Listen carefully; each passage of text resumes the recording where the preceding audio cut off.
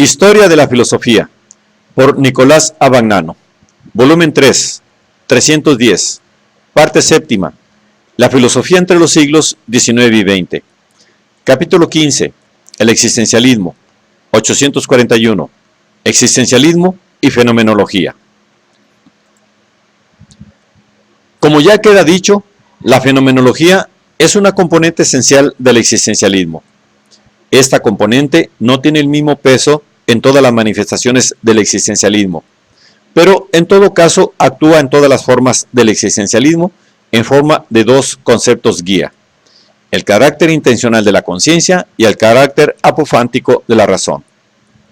El segundo de estos conceptos, el carácter apofántico de la razón, por el que la razón es la revelación del ser, es también el que ha llevado a algunas formas del existencialismo, en particular la de Heidegger, a un desarrollo radical que la ha transformado profundamente, orientándola hacia un éxito distinto.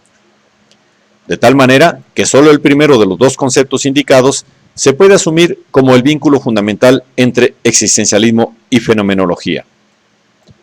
No obstante, por lo que se refiere a la intencionalidad, se ha visto que para Husserl no es una entidad de por sí, es la esencia o la propiedad de una conciencia que se capta a sí misma en forma directa y privilegiada como pura subjetividad o subjetividad trascendental. Las investigaciones de Husserl van siempre decididamente encaminadas hacia esta subjetividad y hacia los modos en que ella logra fundar toda realidad, es decir, a dar un sentido a una validez, a dar un sentido o una validez a todos sus objetos. Pero, en el existencialismo, este primado de la objetividad decae por completo. Sabemos por distintos testimonios que la llamada secesión existencialista, que separó a Husserl, Schiller, Heidegger y otros discípulos, ocurrió precisamente a propósito de la tesis de Husserl sobre el primado de la conciencia. Pero, por lo que más específicamente se refiere al existencialismo, puede decirse que desde su fundación se orienta en una dirección completamente distinta. El problema que el existencialismo afronta es, en primer lugar, el del modo de ser del hombre, que Heidegger considera que no ha sido planteado ni por Husserl ni por Schiller. Y en segundo lugar, el hombre en el mundo, esto es, del hombre como ente que está en el mundo o que lo habita como existir, Dasein, estar en, cuyo en da es precisamente este habitar o estar en. De ahí que la existencia sea, como ya queda dicho, a un mismo tiempo el análisis de las estructuras del mundo, en cuanto que condicionan o envuelven por todas partes el existir del hombre. Desde este punto de vista, la subjetividad no tiene el menor matiz trascendental. En efecto, para Heidegger es trascendental toda manifestación del ser en su ser trascendente. Es un carácter que pertenece al conocimiento solo en cuanto revela el mundo, que es el ser trascendental. En cuanto al yo, Heidegger afirma que en el decir yo se expresa el sentir como estar en el mundo, y critica el concepto de yo como sujeto aislado. No es, por tanto, una casualidad que de todos los análisis de Heidegger se hallen ausentes el concepto y el término de conciencia. De la diversidad de las dos direcciones de investigación derivan otras diferencias fundamentales entre las dos tendencias. La primera es que el existencialismo no tiene la pretensión constitutiva de la fenomenología de colocarse en el punto de vista de un espectador desinteresado y de alcanzar desde este punto de vista un conocimiento puramente teorético. El conocer, dice Heidegger, es un modo de ser del ser en el mundo, y es tal en todos sus grados o niveles, porque en el análisis que el ejercicio hace de sí, está implicado su mismo ser.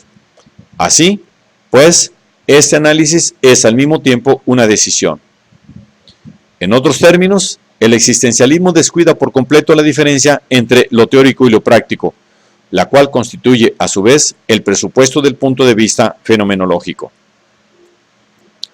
La diferencia segunda está en el carácter problemático de las posibilidades constitutivas del hombre, carácter que el existencialismo deriva de Kierkegaard. Husserl se había aprovechado ampliamente del concepto de posibilidad e incluso había afirmado la precedencia ontológica de la posibilidad sobre la realidad. Pero la consideración del aspecto negativo de la posibilidad, que, como tal, puede siempre también no ser, había permanecido totalmente ajena a su consideración. La fenomenología de Husserl se mueve en un mundo de estabilidad y de certeza, de evidencias apodícticas y de manifestaciones o formas de datidad necesarias e indubitables. La consideración de los elementos negativos que intervienen en la constitución de toda situación humana y que resultan particularmente en algunas de ellas, la enfermedad, la locura, la muerte, el fracaso, etc., está fuera de su alcance. Y, aunque, como ocurre en la crisis, denuncia una situación insatisfecha o peligrosa, pretende preparar, con el mundo de la vida, un depósito inagotable de evidencias, de valores y de potencialidad positivas que se trata solo de sacar a la luz de la conciencia racional. En cambio, el existencialismo insiste, con preferencia, en los aspectos negativos y destructivos de la existencia humana en el mundo, porque siempre ha tenido presente, y a veces incluso lo ha tenido exclusivamente presente, el aspecto negativo de las posibilidades existenciales. Y aun cuando, como ocurre en las formas más recientes, se orienta hacia una valoración más serena de estas posibilidades, no niega ni oculta su carácter problemático y el peligro inherente a las mismas.